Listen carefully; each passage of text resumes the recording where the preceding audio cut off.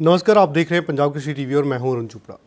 दोस्तों, आज हम बात करने जा रहे हैं एक ऐसे शख्स से जिनका नाम उनके काम से बिल्कुल अलग है। नाम और काम मैं अलग अलग इसलिए बोल रहा हूं क्योंकि नाम है सुबाही खान और सनातन धर्म के वो धारणी है, सनातन धर्म की मान्यता रखते हैं। लेकिन सुबाही खान अभी राष्ट्रीय जागरण अभियान पर पूरे भारत के दौरे पर हैं और राष्ट्रीय जागरण अभियान के बारे में आज उनसे बात करेंगे खुलकर इस बात पर। मैडम नमस्कार, पहले तो आप पंजाब कृषि में आपका बहुत बहुत स्वागत है। नमस्ते। आपसे जानना चाहूँगा कि जो राष्ट्रीय जागरण अभियान चल रहा है, आप पूरे भारत के दौरे पर हैं इस पर, तो कैसा राष्ट्रीय अभियान है कि किस तरह की जागृति फैला रहे हैं आप? देखिए, राष्ट्र जागरण अभियान अरुण जी, जैसे नाम से ही पता चलता है कि एक जागरण अभियान है। हर भाषा, हर जाति, हर क्षेत्र, हर संप्रदाय, यानी कि जिन 4 कारकों से भारत बनता है, भारतीयता बनती है, उन सबका ये अभियान है। ये भारत को जगाने वाला अभियान है, क्योंकि पिछले कुछ वर्षों में, पिछले कुछ एक्चुअली डेकेड्स में और बहुत सालों से ऐसा होता आया है कि भारत में अलग अलग सब्जेक्ट्स पे कन्फ्यूजन क्रिएट करके समाज को बांटने की कोशिश होती है। तो राष्ट्र जागरण अभियान का जो प्राण वाक्य है, जो उसकी आत्मा है, वो एक सेंटेंस है, वो है एकात्मता का एहसास और आक्रमण का प्रतिकार। यानी कि हम एक हैं, इस भावना को समझते हुए हमें उन चुनौतियों का सामना करना है, उस आक्रमण का प्रतिकार करना है जिससे हमारी मातृभूमि आज के समय पे जूझ रही है। तो उन मानसिकताओं से कैसे लड़ा जाए, उनका मोडस ऑपरेंडी क्या है, हाउ दे आर ऑपरेटिंग, कैसे वो हमें तोड़ रहे हैं, कैसे वो नरेटिव बिल्डिंग कर रहे हैं, कैसे वो जहर घोल रहे हैं समाज में, उसको हम लोग जगह जगह जाकर उस पर जागरण कर रहे हैं और लोगों को एक करने का काम कर रहे हैं। जी बिल्कुल मैम। तो राष्ट्रीय जागरण अभियान के साथ आप बहुत लंबे अरसे से जुड़े हुए हैं, लेकिन अभी आपका जलंधर में प्रोग्राम है, तो कैसा प्रोग्राम और कैसे कैसे आप पंजाब में जो इस प्रोग्राम अभियान को शुरू करने जा रहे हैं? जी देखिए अरुण जी, राष्ट्र जागरण अभियान जब शुरू हुआ था तो हम लोगों को नहीं पता था कि इतना स्नेह, इतना सम्मान और इतना विश्वास हमें भारतवासियों से मिलेगा। जगह जगह कार्यक्रम हो रहे हैं, इनविटेशंस आ रहे हैं। उसी से अभी पिछले महीने भी मैं पंजाब आकर गई हूँ, अमृतसर में कार्यक्रम थे। उसी सिलसिले में अभी जलंधर में मैं इन्वाइटेड हूँ। पंचनद शोध संस्थान ने एक कार्यक्रम ऑर्गेनाइज किया है। उसका जो सब्जेक्ट है वो है राष्ट्रीय एकता के सम्मुख चुनौतियाँ, यानी कि वो कौन कौन से चैलेंजेस हैं जो हम फेस कर रहे हैं एज इंडियंस, एज भारतीय, जिनसे हमें जूझना है या लड़ना है या जिनका प्रतिकार करना है। तो उस सब्जेक्ट पर कल मैं रहूँगी जलंधर में। कार्यक्रम है हमारा पंचनद शोध संस्थान का, उसमें मैं इन्वाइटेड हूँ। और राष्ट्र जागरण अभियान में जिन एंटी नेशनल फोर्सेस की हम बात कर रहे हैं, उनके भी मैं नाम आपको बताना चाहूँगी। हालांकि छोटे से इंटरव्यू में डिटेल में मैं सबके बारे में बात नहीं करूँगी, लेकिन एटलीस्ट टॉपिक में बता दूंगी कि 7 एंटी नेशनल फोर्सेस, 7 भारत विरोधी मानसिकताएं भारत के खिलाफ काम कर रही हैं। सबसे पहली भारत विरोधी मानसिकताएं वामपंथी और उनकी आर्म्ड विंग्स माओवादी और नक्सलवादी। दूसरी भारत विरोधी मानसिकता है सेपरेटिस्ट एंड टेररिस्ट मूवमेंट।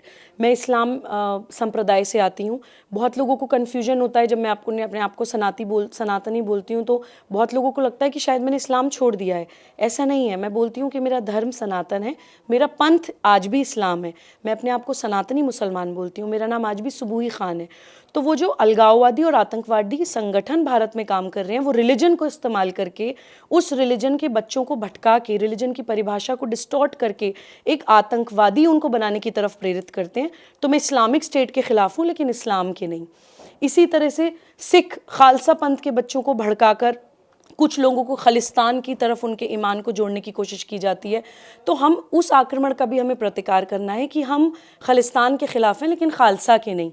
तो देखिए, सेपरेटिस्ट एंड टेररिस्ट मूवमेंट हमेशा रिलीजन को इस्तेमाल करके दुरुपयोग होता है किसी भी देश के खिलाफ। रिलीजन कोई ख़राब नहीं होता है, उसकी टीचिंग्स को मोड़ तरोड़ के, इमोशनली इंसाइट करके एक भीड़तंत्र की तरह जब बच्चों को इस्तेमाल किया जाता है, वहाँ पे ख़राबी आती है। तो राष्ट्र जागरण अभियान में हम इस चीज़ पे भी क्लैरिटी दे रहे हैं, इस चीज़ पे भी जागरण कर रहे हैं।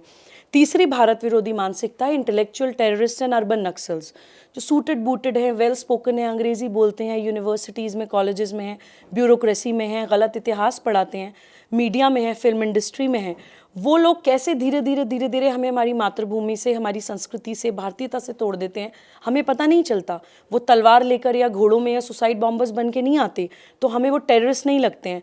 बट वो एक्चुअली ज़्यादा इंसीडियस हैं, ज़्यादा डेंजरस हैं, बिकॉज वो भारत के बच्चों को भारत से बहुत ही जहरीले तरह से तोड़ते हैं।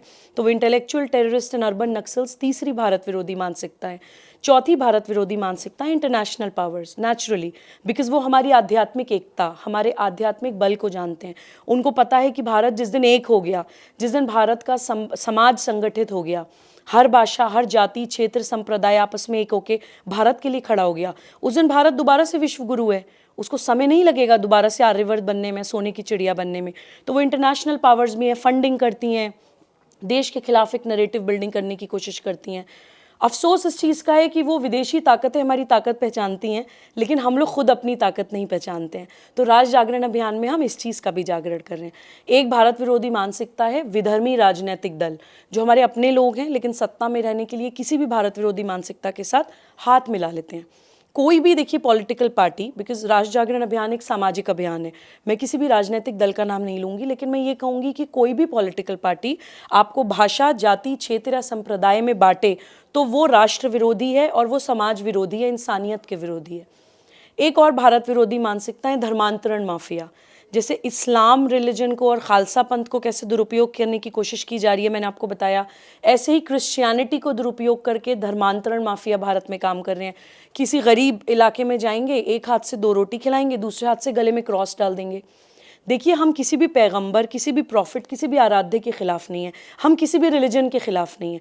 भारत में कभी रिलीजन की लड़ाई रही ही नहीं है, लेकिन रिलीजन का दुरुपयोग जो विधर्मी लोग करते हैं, देखिए वो परब्रह्म परमेश्वर, वो खुदा, the most beneficent, the most merciful, वो ईश्वर, वो ये तो नहीं बोलेगा ना कि किसी का पेट भरूंगा तभी भरूंगा जब तुम मुझे मानो, या जैसे मैं कपड़े कहूँ वैसे पहनो, जो भाषा में बोलूँ वो बोलो।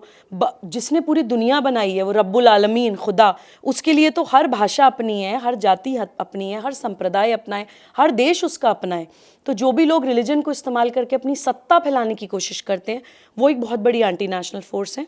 बहुत सारी फंडेड मिशनरी ऑर्गेनाइजेशंस भारत में काम कर रही हैं जो एक्चुअली में क्रिश्चियनिटी का रियल स्पिरिचुअल मैसेज पहुंचाने में असमर्थ है, लेकिन सत्ता फैलाने के लिए कन्वर्जन्स कर रही हैं भारत में, तो उनके भी हम खिलाफ हैं। Last but not the least एक भारत विरोधी मानसिकता है कॉरपोरेट माफिया, बाजारवाद, जिनके लिए सब कुछ सिर्फ पैसा है। उनका बीमारियां ईजाद होती हैं, बड़ी बड़ी फार्मास्यूटिकल इंडस्ट्रीज हैं, समाज में बीमारी भेजी जाती हैं, लोग मरें सो मरें, उनके ऊपर कोई फ़र्क नहीं पड़ता। उन कॉरपोरेट माफियाओं को भी अपना सबसे बड़ा दुश्मन भारत नज़र आता है, क्योंकि भारत के मूल में ही प्रकृति से मैत्री है। हम लोगों के यहाँ बड़ी बड़ी बीमारियों का इलाज धरती में मिल जाता है, हवा में मिल जाता है, पानी में मिल जाता है, पेड़ पौधों में, पत्तों में मिल जाता है। तो इस कारण वो कॉरपोरेट माफिया भी भारत को तोड़ने की कोशिश में लगी रहती हैं। ये 7 एंटी नेशनल फोर्सेस अपना तन मन धन लगाकर भारत को तोड़ने में लगे हुए हैं, उनका पूरा नेक्सस है। और हम लोग बट जाते हैं, कभी रिलीजन्स में, कभी कास्ट में, कभी लिंग में, कभी क्षेत्र में। बंगाल जल रहा है, हमारे ऊपर क्या फ़र्क पड़ रहा है? कश्मीर में हिंदुओं का विस्थापन हो रहा है, हम तो दिल्ली में बैठे हैं। या पंजाब में अगर स्थितियाँ ख़राब हो रही हैं या पंजाब को डिस्टेबलाइज करने की कोशिश हो रही है, तो मैं अगर उत्तर प्रदेश में बैठी हूँ तो मेरे ऊपर क्या फ़र्क पड़ता है? इस क्षेत्रवाद की मानसिकता से भी हमें बाहर निकलना है। जब हम भारत माता कहते हैं, जब हम अपनी मातृभूमि कहते हैं, तो हर स्टेट हमारी मातृभूमि के अंग है।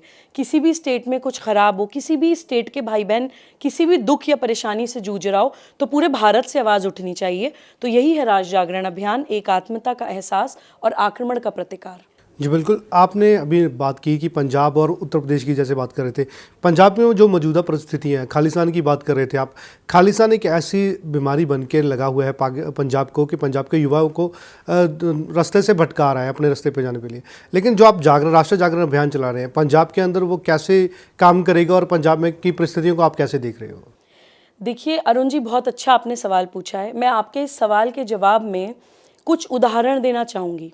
देखिए, एक समय था कि पंजाब को स्वॉर्ड आर्म ऑफ इंडिया कहा जाता था, क्योंकि जितने भी आक्रमण हुए हैं भारत पे, हमेशा इसी तरफ से हुए हैं, सारे आक्रांता इसी तरफ से आते थे।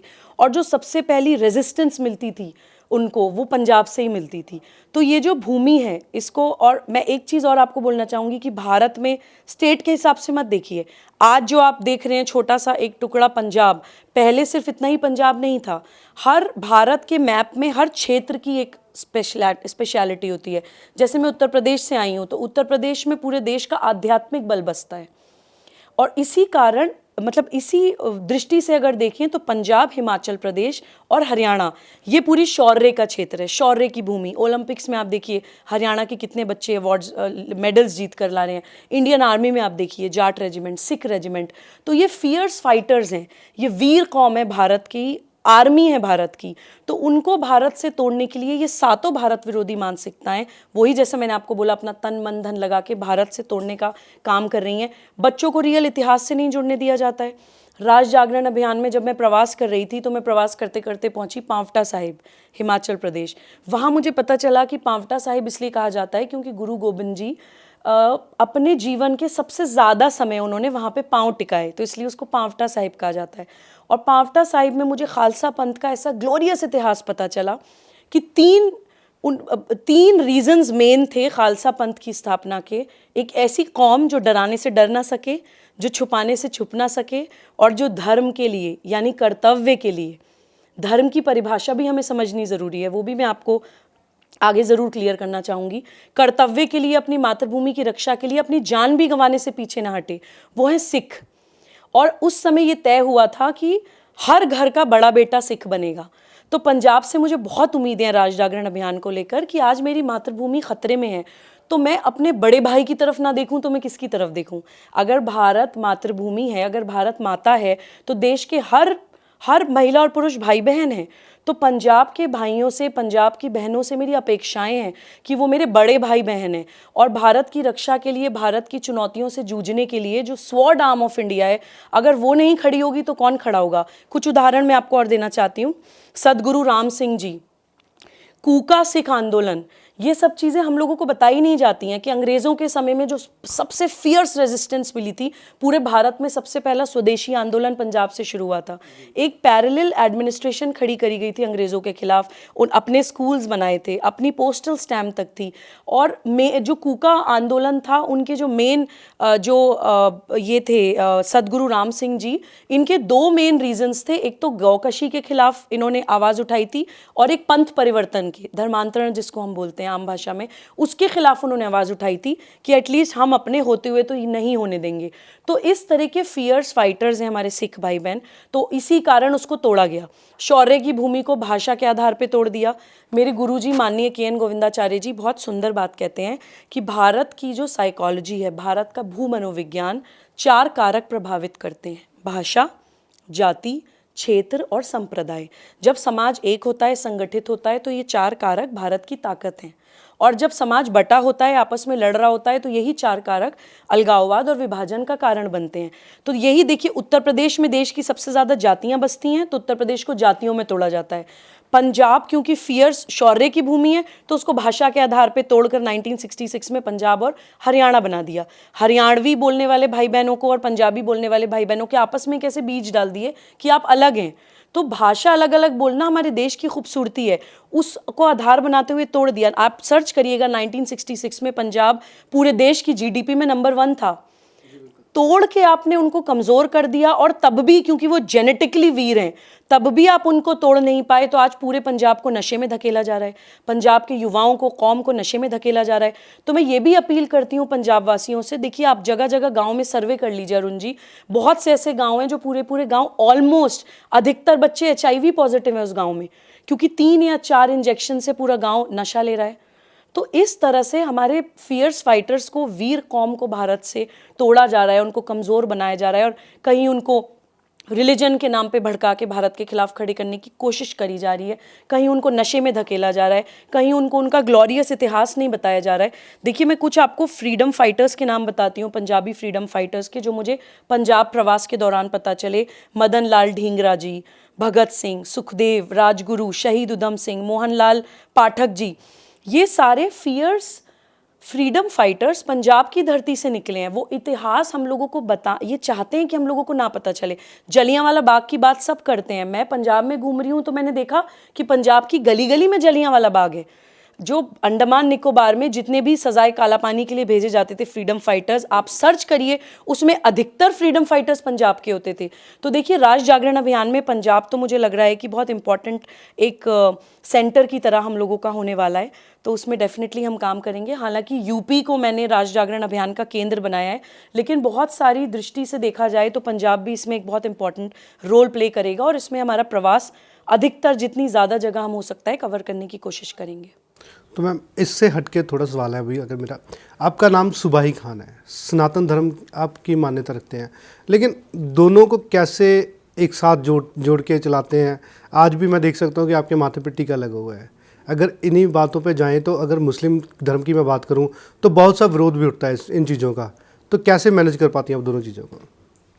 देखिए अरुण जी, बहुत ही आपका सवाल बहुत इंपॉर्टेंट है। मुझे लगता है कि आज की दृष्टि में इस सवाल का जवाब और जागरण और मैसेज लोगों तक जाना बहुत ज़रूरी है।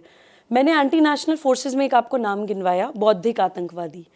ये वो लोग हैं जो नरेटिव बनाते हैं लोगों को तोड़ने के लिए। एक नरेटिव है धर्म, पंथ और संस्कृति में कन्फ्यूजन क्रिएट करना। मैं राष्ट्र जागरण अभियान के अलावा कबीर फाउंडेशन नाम से एक संस्था चलाती हूँ, जिसका मेन काम यही है कि धर्म, पंथ और संस्कृति के अंतर पे जागरण करना। देखिए धर्म का अरुण जी एकमात्र मतलब होता है कर्तव्य पालन, कि दुनिया की किसी भी भाषा में धर्म का कोई पर्यायवाची नहीं है। किसी भी परिस्थिति में सही और गलत में सही को चुनना ही धर्म है, सच और झूठ में सच को चुनना ही धर्म है। किसी भी सिचुएशन में जो धारण करने योग्य है वो धर्म है। धर्म को आप किसी बॉक्स में नहीं बांध सकते। जैसे मेरा मातृ धर्म अलग है, मेरा सामाजिक धर्म अलग है, राष्ट्र धर्म अलग है, परम धर्म अलग है। आप जो यहाँ काम कर रहे हैं वो आपका धर्म है जो आप इस समय कर रहे हैं। पंजाब केसरी के लिए आपका धर्म है जो आप ये इंटरव्यू कर रहे हैं। तो जो भी कर्तव्य है आपका वो धर्म है, और वो सिर्फ इंसानों का नहीं होता, जीवों का ही नहीं होता, जीव जंतुओं का, मनुष्यों का नहीं, प्रकृति का भी होता है। नदियों का धर्म है, पहाड़ों का धर्म है। तो सनातन धर्म जो है वो सिर्फ सत्य मतलब सनातन धर्म, अपने कर्तव्य का पालन करना मतलब सनातन धर्म। किसी भी परिस्थिति में जो करना चाहिए, जो धारण करने योग्य है वो धर्म है। वो दुनिया में केवल एकमात्र एक है, सत्य सनातन धर्म। इसलिए उससे पहले सत्य को बोला जाता है। धर्म को आप किसी बॉक्स में फिट नहीं कर सकते। अब बात आती है पंथ की, रिलीजन की। रिलीजन की कुछ ट्रेट्स होती हैं, कुछ क्वालिटीज़ होती हैं। रिलीजन का कोई फाउंडर होता है, रिलीजन का कोई एक ग्रंथ होता है, रिलीजन की कोई स्टार्टिंग डेट होती है, रिलीजन कोई एक तरीका होता है, डूज एंड डोंट्स, कि आपको ऐसे करना है, ऐसे नहीं करना। उस परम सत्य को समाज को समझाने के लिए हर भाषा, जाति, क्षेत्र, संप्रदाय में मैसेंजर्स आते हैं, अवतार आते हैं, पैगंबर आते हैं। वो एक रास्ता बता देते हैं आपको कि उस सत्य तक पहुंचने का ही रास्ता है। वो पूजा पद्धति, वो उपासना पद्धति, वो जो रास्ता होता है वो हमारा रिलीजन होता है। तो धर्म और पंथ में कोई कन्फ्यूजन ही नहीं है। तभी मैं अपने आप को सनातनी मुसलमान कहती हूँ कि मेरा धर्म सनातन है, दुनिया में सबका धर्म सनातन है, और मेरा पंथ इस्लाम है, और दोनों में कोई क्लैश नहीं है। लास्ट मैंने आपको बोला था संस्कृति, तो धर्म और पंथ मैंने एक्सप्लेन किया। संस्कृति जो होती है किसी भी जगह की भौगोलिक परिस्थितियों के अनुसार, यानी कि दुनिया के नक्शे में जो जोग्राफिकल कंडीशंस के हिसाब से आपका देश है, जहाँ पैदा हुए हैं, वहाँ की भाषा, वहाँ की भूषा, वहाँ का भोजन, वहाँ के भवन, और मतलब वहाँ का जो वे ऑफ लाइफ होता है, समझ रहे हैं आप, भौगोलिक परिस्थितियों के हिसाब से वो उस जगह की संस्कृति होती है। तो मैं कहती हूँ कि मेरा धर्म सनातन है, मेरा पंथ इस्लाम है, और मेरी संस्कृति हिंदू है। Hindu is not a religion, Hindu is a culture, Hindu is a civilisational identity, Hindu is a cultural identity, Hindu is a geographical identity. और सिंपल भाषा में बोल देती हूँ युवाओं के लिए, बच्चों को समझाने के लिए, कि जैसे रशिया में पैदा होने वाले रशियन, अमेरिका में पैदा होने वाला अमेरिकन, ऐसा हिंदुस्तान में पैदा होने वाला हिंदू। तो मेरा धर्म सनातन है, मेरा पंथ इस्लाम है, मेरी संस्कृति हिंदू है। ये जो तिलक मैंने लगाए ये किसी रिलीजन का प्रतीक नहीं है, ये मेरी संस्कृति का प्रतीक है। मैं भारत में पैदा हुई हूँ, भारत में ये संस्कृति है। और हिंदू संस्कृति के अब जितने भी पॉइंट्स हैं उसको साइंटिफिकली भी प्रूव किया जा सकता है, वो एक अलग ही टॉपिक हो जाएगा। तो धर्म, पंथ और संस्कृति में अरुण जी कोई क्लैश नहीं है। बौद्धिक आतंकवादी हमें तोड़ने के लिए, हमें आपस में बंटवारा करने के लिए और अपनी सत्ता चलाने के लिए हमें धर्म, पंथ और संस्कृति में कंफ्यूज करते हैं। जिस दिन हमें ये कंफ्यूजन दूर हो जाएगा उस दिन कोई लड़ाई ही नहीं है, उस दिन भारत दोबारा से विश्व गुरु है। यही काम करने के लिए राष्ट्र जागरण अभियान निकला है। और एक चीज़ मैं आपको और इम्पॉर्टेंट बोलना चाहती हूँ कि देखिए, जब तक हम सिर्फ समस्या की बात कर रहे हैं तब तक वो चिंता है, जब तक हम उसको कोई समाधान नहीं दे देते तब तक वो चिंतन में परिवर्तित नहीं होता। तो राष्ट्र जागरण अभियान में हम लोग समस्या तो बता ही रहे हैं देशवासियों को, हम समाधान भी बता रहे हैं। समाधान है, इन सारी चीज़ों का समाधान है प्रकृति। हमें हिंदू संस्कृति में बताया जाता है, एक वेद का महावाक्य है अहम ब्रह्मास्मि, यानी मैं ही ब्रह्म हूँ, यानी कि आत्मा परमात्मा एक है। यही मैसेज सब रिलीजन्स में अलग अलग तरीके से बताया गया है। और क्या है वो ब्रह्म, क्या है वो परमात्मा? देखिए, भारतीय संस्कृति में भगवान का मतलब होता है भगवान, भूमि गगन वायु अग्नि नीर, यानी कि प्रकृति। हिंदू संस्कृति मतलब प्रकृति से मैत्री।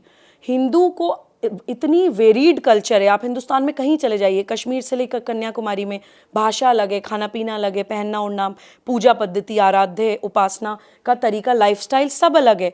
कोई एक चीज़ तो ऐसी होगी जो हमें बांधती होगी, वो एक सूत्र है प्रकृति, वो हिंदू संस्कृति, और वो एक सूत्र है धर्म, यानी सनातन धर्म, यानी सत्य।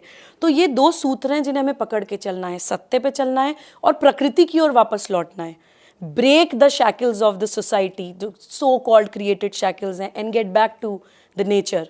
तो राष्ट्र जागरण अभियान के वही दो प्राण वाक्य हैं, एक आत्मता का एहसास, आक्रमण का प्रतिकार, और प्रकृति से ही हम लौटेंगे संस्कृति की ओर। मैं पंजाब में बैठी हूँ तो मैं आपको ये ज़रूर बताऊँगी, बाबा नानक बड़ी सुंदर एक बात कहते थे। वो कहते थे कि भूमि, धरती हमारी माता है और जल हमारे पिता हैं। तो देखिए, बैक टू स्क्वायर वन हम आ जाते हैं। वही मैसेज सभी अवतार, सभी मैसेंजर्स, सभी गुरु देते हैं। तो हम लोग प्रकृति की ओर लौटें, आपस में बटें ना, अहम ब्रह्मास्मि और मातृभूमि का जो कॉन्सेप्ट है उसको समझें, हिंदू संस्कृति के कॉन्सेप्ट को समझें, अपने पंथ को भी सही ढंग से समझें, जिन भी आराध्य को हम, गुरुओं को, अवतारों को हम मानते हैं, उनके मैसेज को सही से समझें, और धर्म का, यानी सनातन धर्म का, सत्य का पालन करते हुए अपना जीवन काटें। तो मुझे लगता है कि कोई भी समस्या बड़ी नहीं है और किसी भी विकट परिस्थिति से निकलना मुश्किल नहीं है। आप राष्ट्रीय जागरण अभियान पे निकले हो, पंजाब की बात कर रहे थे आप, एक सुप्रीम कोर्ट के वकील भी हो आप, और जाते जाते मैं लास्ट वाली करूंगा कि पंजाब के लोगों को जो परिस्थितियां भी है, क्या कहना चाहेंगे आप अपने शब्दों में? देखिए, मैं तो सबसे पहले तो मैं यही कहना चाहूँगी कि पंजाब के जो फ्रीडम फाइटर्स रहे हैं उनकी इतिहास प्लीज़ उठाकर थोड़ा सा जाने युवा, क्योंकि आपकी वीरता, आपके अंदर जो शौर्य और पराक्रम है, उससे वो सारी एंटी नेशनल फोर्सेस डरती हैं। इसलिए वो आपको जुड़ने नहीं देना चाहती हैं आपके उस शौर्य और पराक्रम के इतिहास से। तो वो फ्रीडम फाइटर्स का इतिहास जानिए। वो आपको जुड़ने नहीं देना चाहती हैं धर्म से, यानी सत्य से। वो आपको जुड़ने नहीं देना चाहती हैं हिंदू संस्कृति से, यानी कि प्रकृति से, यानी कि भारत माता से, जो मातृभूमि है। तो इसलिए रिलीजन को इस्तेमाल करके आपको भटकाने की कोशिश की जाती है। एक मुझे और उदाहरण याद आया, मुझे कानपुर में एक गुरु पुत्रों के ऊपर जो है 4 साहिबजादे दिवस पे मैं इनवाइटेड थी। वहाँ मुझे इतना ज़बरदस्त अमेजिंग हिस्ट्री पता चली अरुण जी, जो अक्सर कई बार मुझे भी प्रेरणा देता है कि जो गुरुपुत्र थे वो आई थिंक 6 साल के और 8 साल का एक बच्चा विदेशी आक्रांता के सामने खड़ा है, और विदेशी आक्रांता उनसे कहते हैं कि अगर हम तुम्हें छोड़ दें, जिस वक्त आक्रमण हो रहा था भारत पे, उस वक्त आक्रांताओं से लड़ रहे थे सिख भाई और बहन, उस समय वो 4 साल के और 8 साल के गुरुपुत्र विदेशी आक्रांता के सामने खड़े हैं। उनसे वो आक्रांता पूछता है कि अगर तुम्हें छोड़ दिया जाए तो तुम क्या करोगे? वो कहते हैं कि हम वापस जाएंगे, अपने समाज को इकट्ठा करेंगे और फिर तुमसे आके लड़ेंगे। विदेशी आक्रांता पूछता है कि अगर तुम्हें मार दिया तो वो 4 साल का और 8 साल का, 6 साल का और 8 साल का बच्चा ये जवाब देता है कि सिख कभी हारता नहीं है, सिख या तो जीतता है या अपनी मातृभूमि के लिए शहीद होता है। तो ये है हमारे भारत की वो सिख कौम। तो मैं यही बोलना चाहूँगी कि जो खालसा पंथ को जो इस्तेमाल करके, दुरुपयोग करके, या सिख भाई बहनों को भटका के जो खालिस्तान की जो एक मेंटालिटी खड़ी की जा रही है, मुझे लगता है कि खालिस्तानियों की खाल खींचने के लिए हमारे खालसा भाई बहन ही काफ़ी हैं। तो वो मैसेज मैं ज़रूर देना चाहती हूँ कि गुरुपुत्रों का प्लीज़ इतिहास जानिए, जो गुरुओं ने इस देश के लिए जो अपना सैक्रिफाइस दिया है, अपने खून की एक एक बूंद इस मातृभूमि के ऊपर कुर्बान करके वो चले गए, वो फ्रीडम फाइटर्स। पंजाब की उस शौर्य पराक्रम के इतिहास को प्लीज़ जानिए, क्योंकि आपसे बहुत अपेक्षाएं हैं, मुझे बहुत उम्मीदें हैं पंजाब से। इसी भरोसे और इसी विश्वास के साथ मैं पंजाब में राष्ट्र जागरण अभियान को लेकर चल रही हूँ। जी, बहुत बहुत धन्यवाद आपका हमारे स्टूडियो में आने के लिए। तो ये थे सुभाई खान जी, जो सुप्रीम कोर्ट के वकील भी और राष्ट्रीय जागरण अभियान पे इस पर पंजाब के दौरे पर निकले हैं। तो हम आशा करते हैं कि ये जो इनका राष्ट्रीय जागरण अभियान है, आम लोगों में ऐसे ही तरह की जागरूकता फैलाता रहे। धन्यवाद।